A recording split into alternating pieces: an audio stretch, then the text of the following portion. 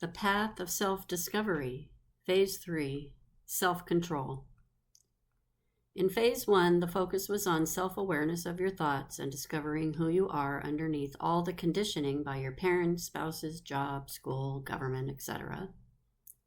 Observing yourself throughout your day to build the habit of being in your own presence for yourself. You learned that self-awareness is a gift you give to yourself that has nothing to do with anyone else. It's not selfish or self-serving because it affects only you. It's a gift because it's a catalyst to finding inner peace through the discovery of who you really are. And by now, you may have experienced inner peace on some level, so that now you can build your confidence in continuing this journey. Then, in Phase 2, you learned about emotions and how your feelings are simply the energetic manifestations of your thoughts. You learned that you can choose and create any thought you want because you are the only gatekeeper of your mind and your desires. To your awareness of your thoughts, you added the awareness of your emotions. In the daily activities, you practice this awareness, so you are getting used to the feeling of self-awareness. Awareness eventually becomes a habit that you don't have to think about much, you just do it. For now, though, keep practicing being aware. In Phase 3, you will learn on a larger perspective how your thoughts, emotions, and life can and should be controlled by you, and how that self-control creates your reality. Basically, you are shifting your perspective of your role in your life from being the victim of life to being the master of it. This enables you to enjoy your life because you choose yourself, your happiness, and your inner peace over everything. Triggers. Let's talk about triggers, because you can have self-awareness and self-control, but you cannot control others. Situations will continue to arise that will test and disrupt your reality of peace until the day you die. Hint: this is the reality of living, because these triggers deliver the life lessons we are all working on for our own evolution of raising our frequency to the pinnacle that is possible, which is universal love, self-acceptance, and authenticity. What is a trigger? Usually this term is used to describe the instant anger and rage that erupts from a situation. That anger and rage very often turn into actions and behaviors that infringe on another's right to free expression, like fighting verbally or physically. It's when someone doesn't like or disagrees with something that was said or done, and it causes uncontrolled feelings of anger and frustration. For this discussion, however, I use the term trigger to mean the thing that causes the reaction that happens without thought or choice. Think of cause and effect. Something happens, and it causes a reaction. I think of a trigger as a cause, not the reaction, and the rage or any other extreme emotion as the effect. Triggers lead to big emotions, the disruption of one's peace, and the lack of self-control can lead to anger, rage, and frustration. Awareness and self-control lead to the choices and decisions that create inner peace. Let's think about reactions, because at this point you learn that you have the power to choose and change your thoughts. Therefore, you have the power to choose and change your reactions to the situations that disrupt your inner peace. When there is a trigger, and there will always be triggers, you can make a choice between responding or reacting. For example, you're driving and someone cuts you off, which causes you to hit your brakes suddenly. Anyone who drives has experienced this, and for every occurrence, there are equal numbers of responses available from which to choose. So you get cut off and you feel angry, let's say. What do you do next? Instead of going into the actions of road rage, you could choose to imagine that the person is so distracted by whatever is on their mind that they are not even aware that they caused a potentially dangerous situation.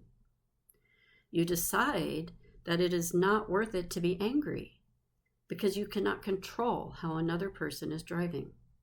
You can only control your response to the situation. So you give them the room they need and you continue your journey. Responding comes from engaging your awareness in a situation so you can create a pause and then choose an appropriate next step, a step that leads you within your peace. Reacting involves immediate actions according to the first instance of an uncontrolled emotion, without a pause or thought, which usually leads to the disruption of your inner peace. Rage is a reaction. Letting the event end with you by not having a response at all maintains the level of peace you work to achieve. I repeat, life will continue to create situations in which you will need to choose between respond and react. As your awareness grows, your ability to choose a response gets stronger. You will not continue to be controlled by these situations. You will be in control and retain your sense of calm. I find myself smiling at myself and being proud of myself that I do not feel the need to react to every little annoyance in my life. During this time of learning, you should practice possible responses to the situations that irritate you the most. I'm in my 60s. I am fully aware of the things that cause me disruption. Practice how you will respond when those things happen. Practicing how you will respond when those things happen gives you ready responses that make it easier to follow through with protecting your peace. It is like rehearsing for a performance. Practice creates the power within you, so you are ready to respond with self-control rather than reacting to an emotion. You've learned that emotions are variables on a spectrum. Think of every individual emotion as having its own frequency level, like tuning that car radio. However, the spectrum of an emotion is not low to high. The frequency spectrum of anger is not low anger to high anger. The frequency spectrum of love is not low love to high love. The spectrum includes an emotion on one end, and the duality of that emotion is at the other end. So when anger occurs, acceptance is also available as the polarity of anger. In that instance of anger, the choice for acceptance is equally available to be chosen. For hate, the other end would be love. On every spectrum, the center is neutral. Imagine that for every emotion that can be experienced, there is its polarity at the other end of the same spectrum. What does that mean? Here comes more good news. It means that when rage, frustration, or anger exists within you, you also have access to its opposite. They are on the other end of the same frequency. I know that the scientists reading this are going, huh? What is she talking about? None of this is scientific. It's spiritual. Imagine it, believe it, and it is so. It's all a journey to controlling your own life and to creating your own happiness in it. So when you imagine that love and hate are simply at the opposite ends of a spectrum, you allow yourself the opportunity to make a choice. You create the choices for yourself to choose from. This is what is happening when you create the pause through awareness of a trigger.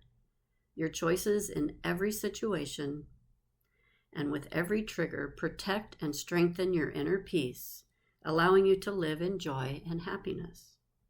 So if watching the news or certain shows disrupts your peace, don't watch them. It's your choice. If being around certain people disrupts your peace, don't be around them. It's your choice. Sure, some people will notice and may be offended by your controlled involvement with them. You don't owe anyone an explanation for your choices. Because it's what I want is the only response ever necessary if anyone is bold enough to confront you. What I noticed more was that the people that love me noticed the increase in my enjoyment of my life. Visually, nothing much has changed, but the inner peace is noticeable, and the people who love you will love that for you. This is the path to who you are meant to be. Not all triggers are bad. Triggers are large emotions, good and bad, and everything in between. They are your body's way of signaling to you that you are not vibrating at the same frequency as the situation that triggers you.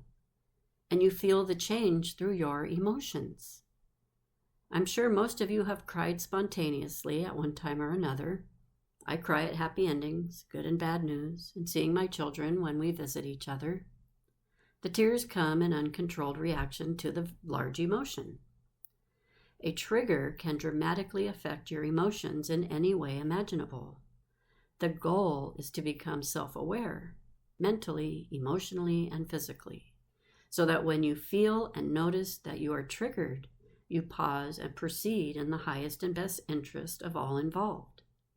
Me bursting into tears does not harm anyone. Me screaming in anger causes everyone's frequency to change. It's a choice. Honor your victories and learn from your failures. Failing is a sign that you are growing. Remember that change is uncomfortable, so keep going and everything will be okay.